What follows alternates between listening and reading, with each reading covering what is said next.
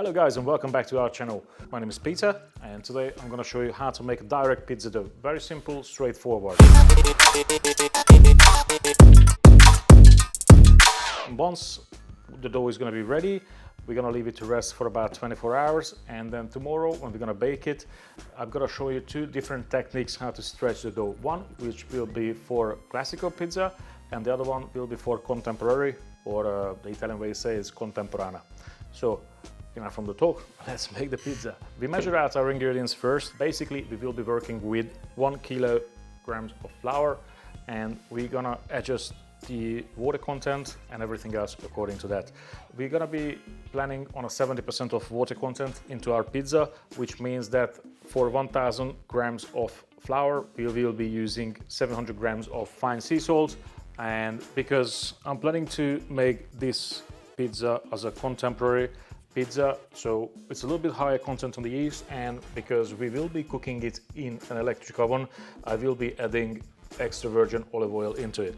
If you are using a wood-fired oven, I do not suggest you to do that. And a gas and electric oven, olive oil would be suitable to stabilize the dough a little bit. So as you see, the flour that we're using is going to be milled to 0 type.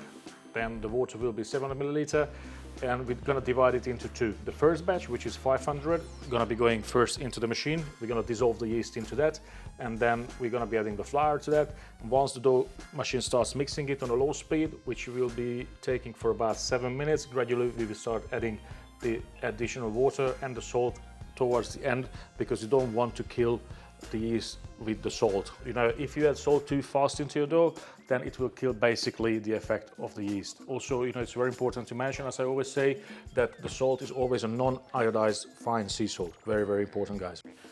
Water, yeast. Usually what I do at this time, I just put the machine together and I let it spin for about a minute or so, just dissolving the yeast into it. Once the yeast has dissolved, you can basically add all the flour inside. We're going on a low speed and it will be taking for about 7 minutes until the ball starts shaping. Eventually, if it starts shaping a little bit faster, you can gradually start adding the water to it. Very, very important that the water temperature is somewhere around between 0 to 4 degrees Celsius. It's about 32 to 41 degrees Fahrenheit. So make sure that cold water, tap water, originally what you're using, it's suitable, but it's not cold enough. So either pre-chill it or add some ice cubes into it so you can reduce the temperature. It is very, very, very important. It's a key element in the dough. So the yeast doesn't get into reaction too fast. We need to slow down the reactions all the time. And gradually adding the water, the machine is working very well. It's combining the dough very well together. It's very important to keep the time frame and not to use especially a spiral dough mixer for longer than what I just told you, because the temperature of the dough can rise, and over 21-22 degrees Celsius it would not be ideal to work with anymore, because the yeast starts getting to reaction very, very fast. Your dough will be very, very loosey, it will be very difficult to bring it back to the right way. So make sure that it has to be a constant process. Don't forget it, don't go away. Keep your eye always on the machine. Your aim is to gain a pumpkin shape, basically. So once you have the shape of a pumpkin, around the hook, then you know that you're doing good. At this stage, we can add the salt, basically. And once we add the salt into it, it's very important that you do not put any water. You let the dough to absorb the salt itself. So let it work inside itself. But towards when you have the last 10% of water left, we start adding the oil as well at the same time into the dough.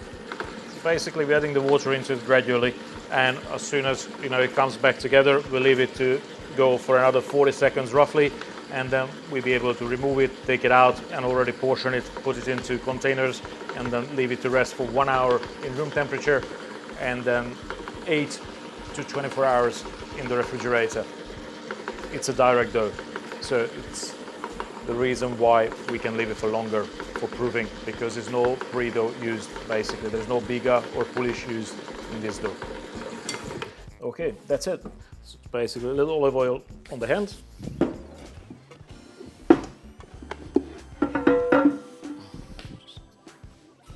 little bit of extra olive oil on the surface.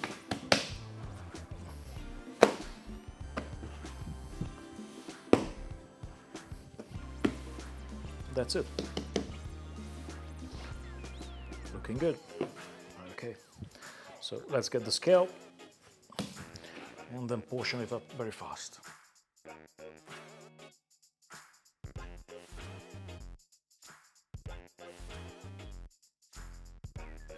It's very important when you're closing the balls, you know, the center point is always in the bottom, right in the middle.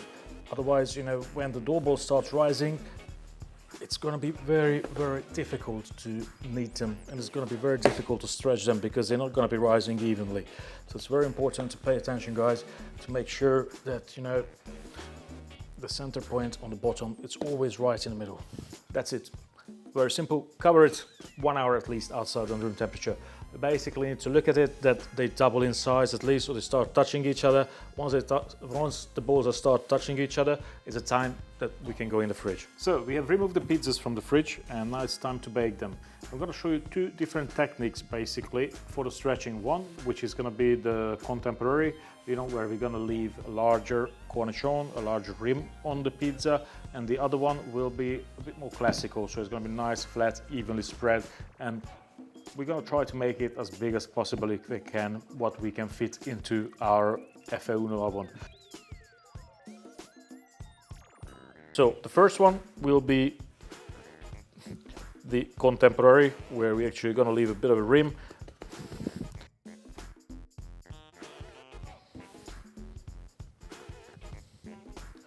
Put a little Parmesan cheese, a couple of leaves of basil, some mozzarella cheese.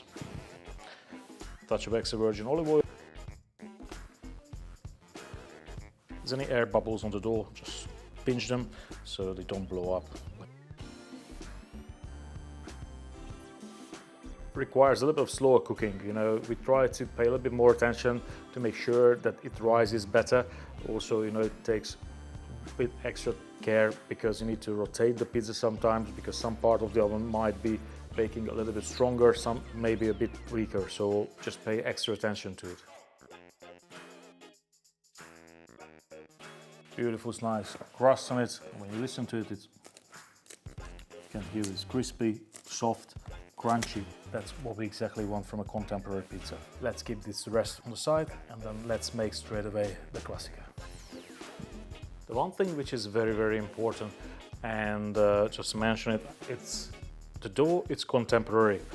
Only the stretching, the method is something different, you know, because classica is made with less water. It's about 60 to 62% of water content in the pizza dough, and it's always direct dough. We want the sides also flat, you know, we're not pushing out the air bubbles to the sides, not pushing the air out to the rim.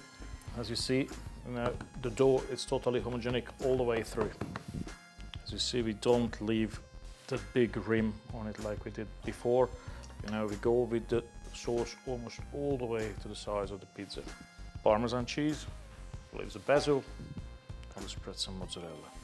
Touch of olive oil, and straight we go to the oven.